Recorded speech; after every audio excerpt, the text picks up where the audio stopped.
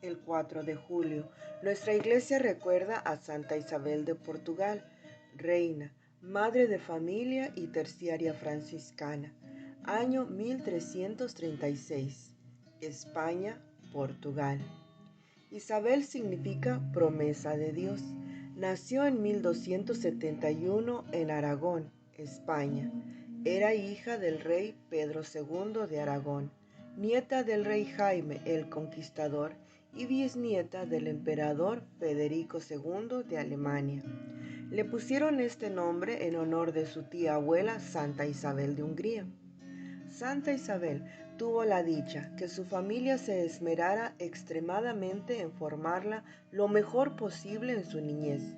Desde muy niña tenía una notable inclinación hacia la piedad y un gusto especial por imitar los buenos ejemplos que leía en la vida de los santos o que observaba en la vida de las buenas personas.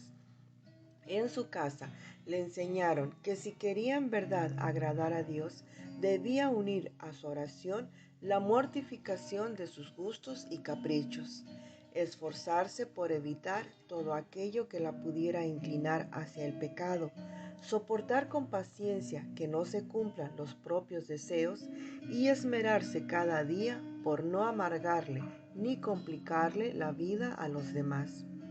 Dicen sus biógrafos que la formidable santidad que demostró más tarde se debe en gran parte a la esmerada educación que ella recibió en su niñez. A los 15 años ya sus padres la habían casado con el rey de Portugal, Dionisio. Este hombre admiraba las cualidades de tan buena esposa, pero él por su parte tenía un genio violento y era bastante infiel en su matrimonio. Llevaba una vida nada santa y bastante escandalosa, lo cual era una continua causa de sufrimiento para la joven reina, quien soportara todo con la más exquisita bondad y heroica paciencia. El rey no era ningún santo, pero dejaba a Isabel plena libertad para dedicarse a la piedad y a obras de caridad. Ella se levantaba de madrugada y leía cada día 6 salmos de la Santa Biblia. Luego asistía devotamente a la Santa Misa. Enseguida se dedicaba a dirigir las labores del numeroso personal del palacio. En horas libres se reunía con otras damas a coser y bordar y fabricar vestidos para los pobres. Las tardes las dedicaba a visitar ancianos y enfermos y a socorrer cuanto necesitado encontraba. Hizo construir albergues para indigentes, forasteros y peregrinos. En la capital fundó un hospital para pobres, un colegio gratuito para niñas, una casa para mujeres arrepentidas y un hospicio para niños abandonados. Conseguía ayudas para construir puentes en sitios peligrosos y repartía con gran generosidad toda clase de ayudas. Visitaba enfermos, conseguía médicos para los que no tenían con qué pagar la consulta. Hacía construir conventos para religiosos. A las muchachas muy pobres les costeaba lo necesario para que pudieran entrar al convento si así lo deseaban. Tenía guardada una linda corona de oro, unos adornos muy bellos y un hermoso vestido de bodas que prestaba a las muchachas más pobres para que pudieran lucir bien hermosas el día de su matrimonio. Santa Isabel rezaba por su marido, el rey Dionisio, ofrecía sacrificios por su conversión y se esforzaba por convencerlo con palabras bondadosas para que cambiara su conducta. Llegó hasta el extremo de educarle los hijos naturales que él tenía con otras mujeres. Tuvo 2 hijos, Alfonso, que será rey de Portugal, sucesor de su padre, y Constancia, futura reina de Castilla. Pero Alfonso dio muestras desde muy joven de poseer un carácter violento y rebelde, y en parte esta rebeldía se debía a las preferencias que su padre demostraba por sus hijos naturales. En 2 ocasiones, Alfonso promovió la guerra civil en su país y se declaró contra su propio padre. Isabel trabajó hasta lo increíble con su bondad, su amabilidad y su extraordinaria capacidad de sacrificio y poder de convicción hasta que obtuvo que el hijo y el papá hicieran las paces.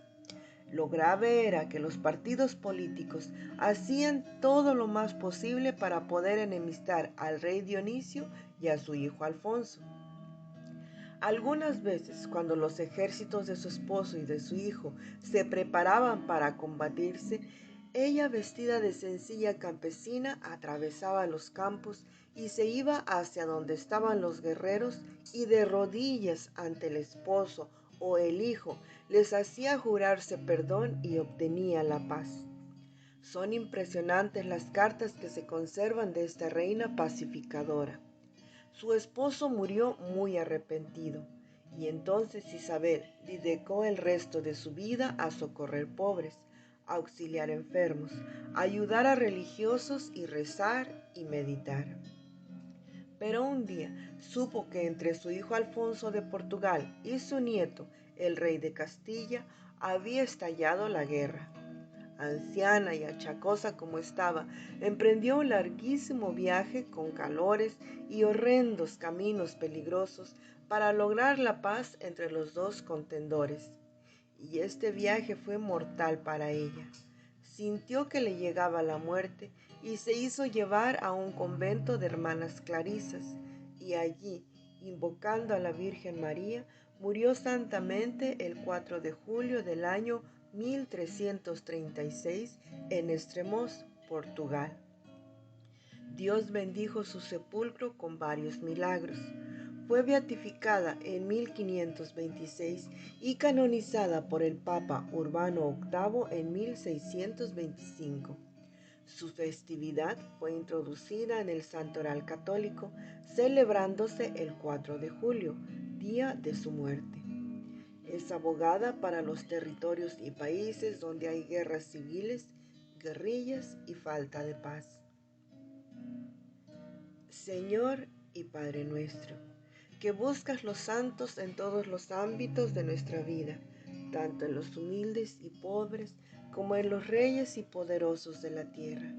Te damos las gracias por la vida y ejemplo de Santa Isabel, y te pedimos por su intercesión que en nuestros países se logre conciliar la paz, pero sobre todo la paz en nuestras familias y hogares, que los esposos alcancen perdón y conciliación, y que los hijos respeten a sus padres y los asistan en sus necesidades en la vejez.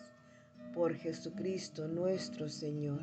Santa Isabel de Portugal, ruega por nosotros. Amén.